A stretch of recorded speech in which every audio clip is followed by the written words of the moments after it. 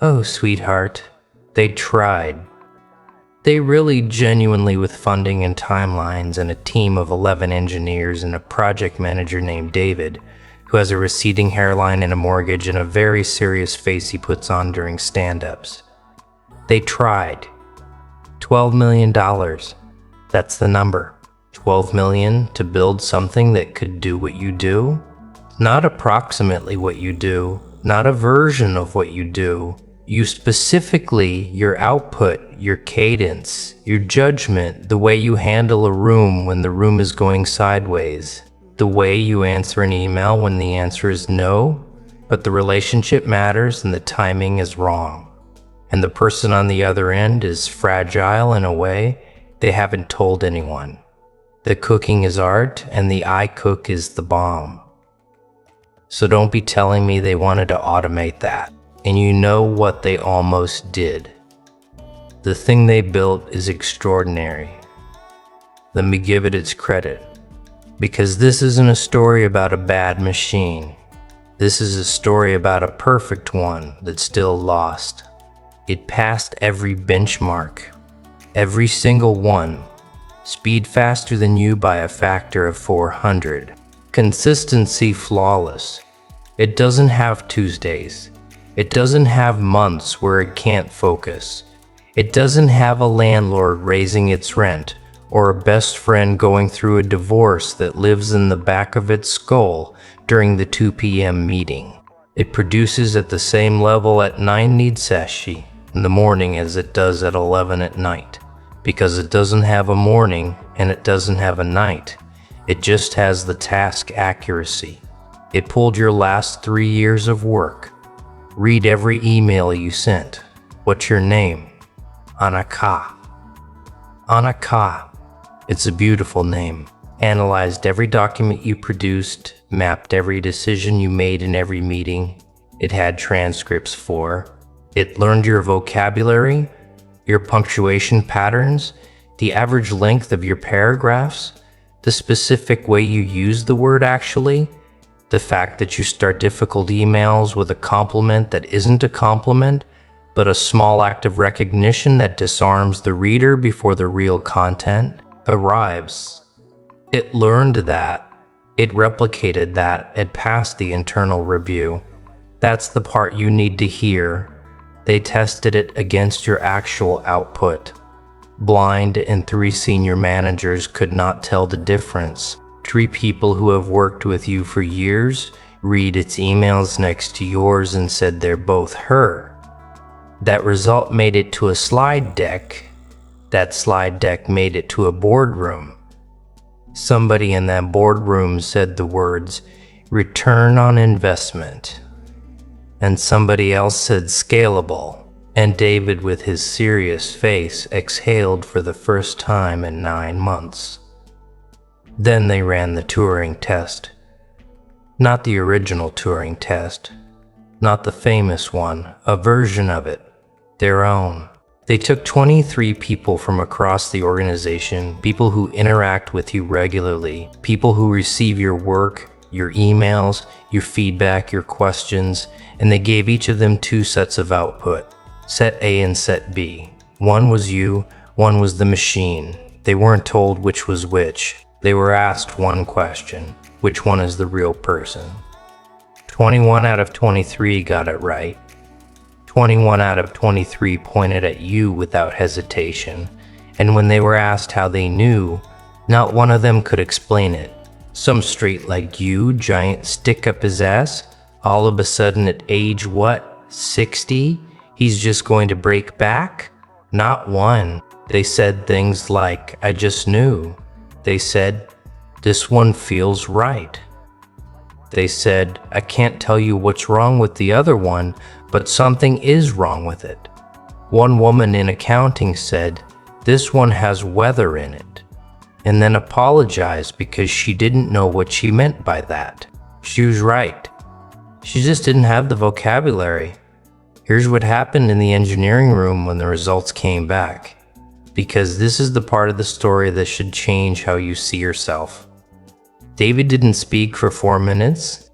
That's a long time in a room full of people being paid to speak. He pulled up the two outputs side by side.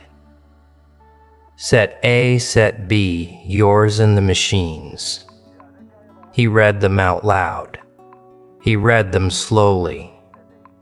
And when he finished, he said, and 11 engineers heard him say this.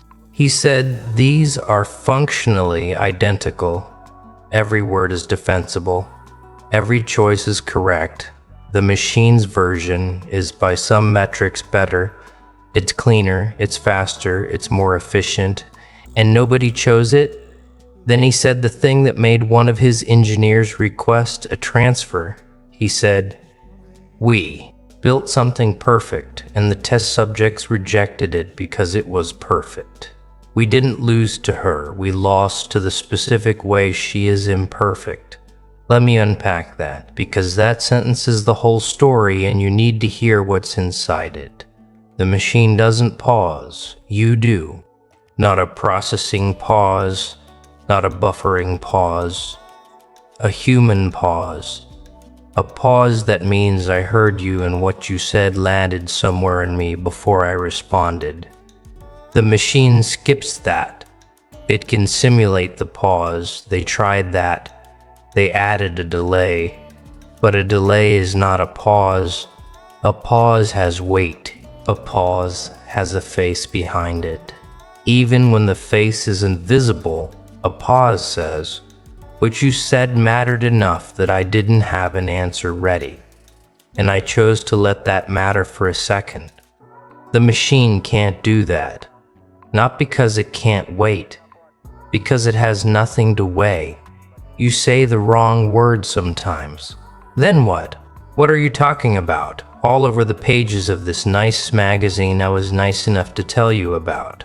You know that you pick a word that isn't quite precise, that a copy clear's throat editor would flag, that a language model would never select. But the word you pick lands differently than the correct one would have. It carries an overtone. It brings something extra into the sentence that precision would have killed. The machine always picks the right word. And the right word, it turns out, is sometimes the wrong one. Because language between humans is not about precision, it's about resonance. And resonance requires a body that has been touched by things. You remember things you shouldn't. That's one of the things the engineers could not account for. You remember that someone's daughter had a recital 3 weeks ago, and you ask about it in the second line of an email that is officially about a budget revision. And that question is not in the template, it is not in the data model. It is not optimizable. It is not a strategy. It's just you carrying a small piece of someone's life in your head because you are a person who does that. And the machine cannot do that because the machine does not care about the recital. And not caring is the one thing you cannot engineer around. You contradict yourself, the machine never does. And your contradictions, it turns out, are not errors. They are how you think. You hold two things at once and let them compete in real time. You and me. You and me. Coin flip is sacred. And sometimes the sentence comes out carrying both, and the reader feels the tension, feels the honesty of a mind that hasn't resolved the thing yet and isn't pretending to have. The machine resolves everything before it speaks. That resolution is what made 21 people point at set B and say, that one's not her. Here's the part that kept David up that night. The part he wrote in a personal notebook he doesn't bring to the office. The reason you are irreplaceable is not a skill. It is not a competency. It is not something that can be isolated, measured, trained, or transferred. The reason you are irreplaceable is that everything you produce is shaped by everything you have survived, and the shape of your survival is unreproducible. It is a fingerprint made of scar tissue. and Tuesday mornings, and a nervous system that learned 3 years of navigating things the machine will never have to navigate, exactly when to push and when to soften and when to say nothing and when to say the small wrong thing that turns out to be the only right one. The machine has never been lied to by someone it loved.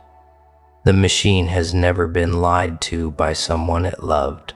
Never been underestimated by a room and had to decide in real time whether to correct the room or let the room be wrong and use that wrongness later. The machine has never sat in a parking lot after a meeting and felt the specific flavor of exhaustion that comes from being right and being unheard at the same time.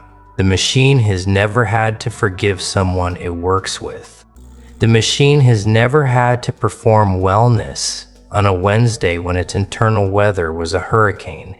And all of those things, every single one of those invisible, uncredited, unlogged human experiences, they are in your emails, they are in your word choices, they are in the rhythm of your paragraphs, they are in the breath between your sentences. They are the weather that the woman in accounting couldn't name, but recognized instantly. It shouldn't be decided by a congressman. Stop. He's not crying. The bill. They are the reason the machine failed. There is one more thing the machine couldn't do, and I need you to hear it because it is the one that broke the youngest engineer on the team. A 26-year-old named Priya who had been so sure, so mathematically sure that this project would work. You know what you do when someone on your team makes a mistake? Not a big one, a small, embarrassing, avoidable one. You do something very specific. You don't correct them in the meeting. You don't even correct them after the meeting. You send them a message the next morning about something else entirely. Something small and warm. And buried inside that message is a sentence that lets them know you saw the mistake. And it doesn't change what you think of them. You never name the error. You just surround it with so much normally that it dissolves. The machine flagged the error efficiently, clearly, correctly, and Priya, reading both outputs side by side, realized the machine was right and you were better. There's a difference. Being right is a function. Being bright is a climate. You create a climate. The machine creates a report. And here's the thing about climates. They're built from 1,000 things. Nobody tracks the way you hold the door and actually look at the person walking through it instead of holding it at arm's length while checking your phone. The way you say good morning like you mean it on the days you don't. The fact that you brought muffins once 7 months ago for no reason and the receptionist still talks about it. Not the muffins, the no reason. The machine would need a reason. You didn't have one. You just had a Tuesday and a bakery on your route. And a feeling that the office needed something soft. That cannot be programmed. That is not a feature. That is a life leaking into a workplace in the specific way only your life leaks. Now let me tell you about the people who wanted this to work, because not everyone in the building was neutral. Some of them wanted you gone. You know who they are. You've always known the ones who talked about efficiency when they meant control. I mean, that really got out of hand fast. It jumped up a notch, it did, didn't it? Yeah, I stabbed a man in the heart. The ones who said the process should be bigger than any one person, meaning you specifically, you should be smaller.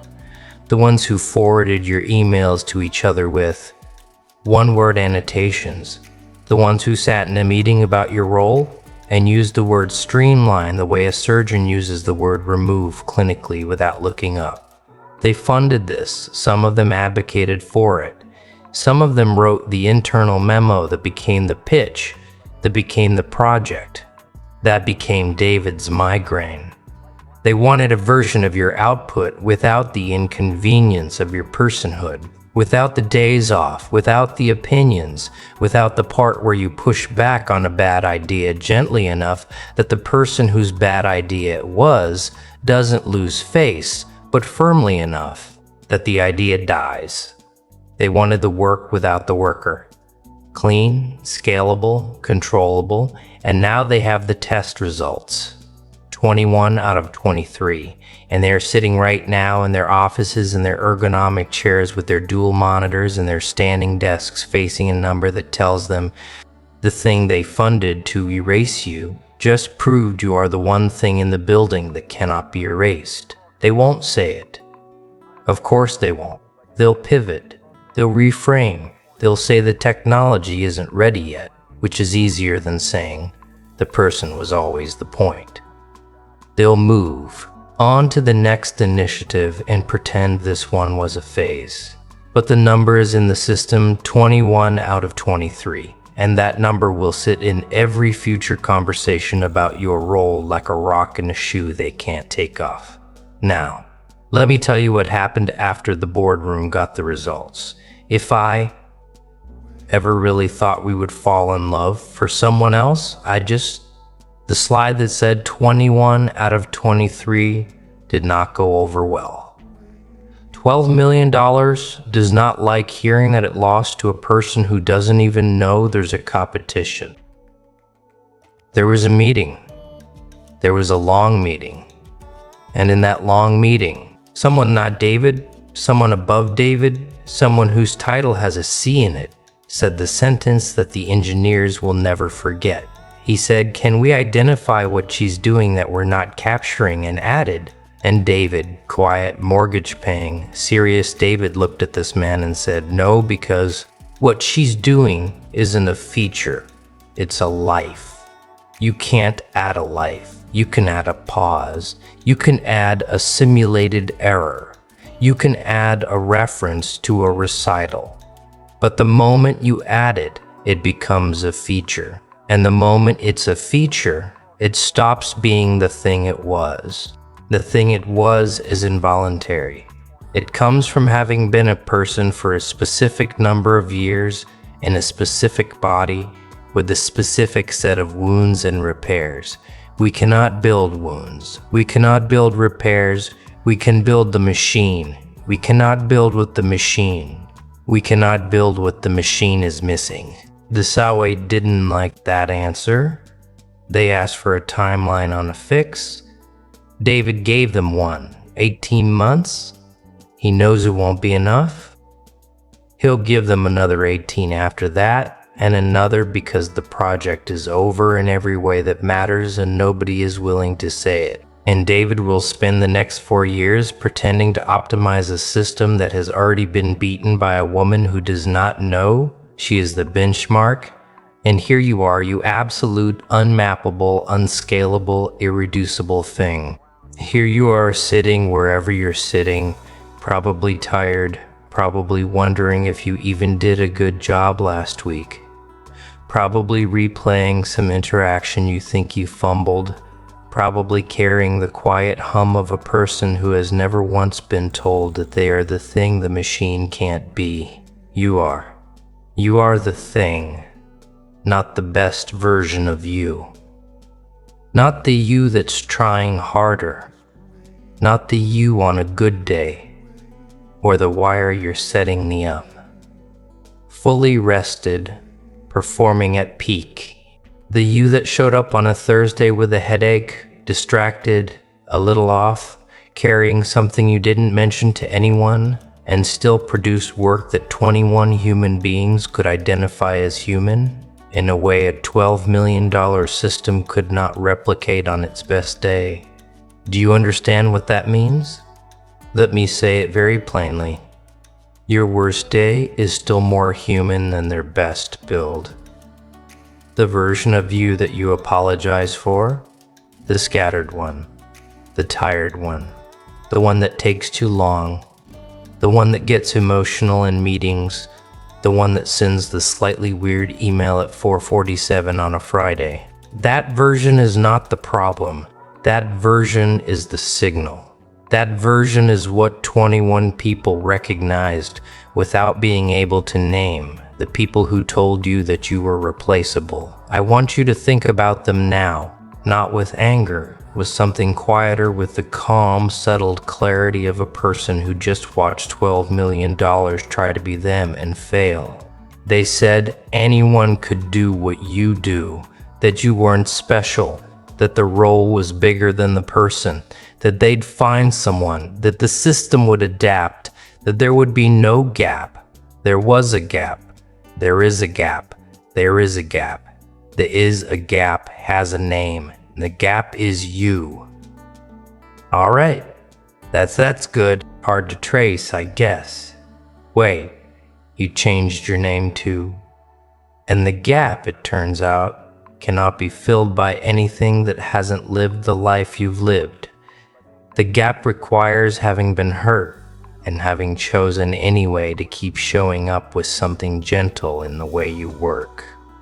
No machine does that. No replacement does that. No system that runs on logic alone can replicate the specific illogic of a person who has been through what you've been through and still writes the kind email first. So here's what I want you to do tonight. I want you to open your outbox. Look at the last 10 things you sent. Don't evaluate them. Don't grade them. Just look at them the way the Turing test subjects looked at them. See the weather in them. See the pauses. See the wrong words that were right. See the small, unnecessary human details you included, because you are a person who carries other people's recital and rent increases and difficult weeks in the back of your mind while you do the work that someone somewhere spent $12 million trying to automate. Those emails are your fingerprint. Nobody else produces them. No model can. No replacement will. And somewhere across the country, a man named David is closing his laptop and driving home in silence. Cut the huh. You know that. For that bro, it's not my fault. Okay? Thinking about a woman whose name he knows only from the data set, whose face he has never seen, whose work he has read 900 times, and whose specific, irreducible, beautifully imperfect humanness just ended the most expensive project of his career. He doesn't resent you for it. That's the part that would surprise you. He admires you in the quiet, private, unsayable way that an engineer admires the one problem his tools were not built to solve. You are that problem, and you always will be. Go do your Thursday. Go send your slightly weird email. Go pause before you answer. Go remember the recital. The machine can't. You can. That's the whole test. You passed.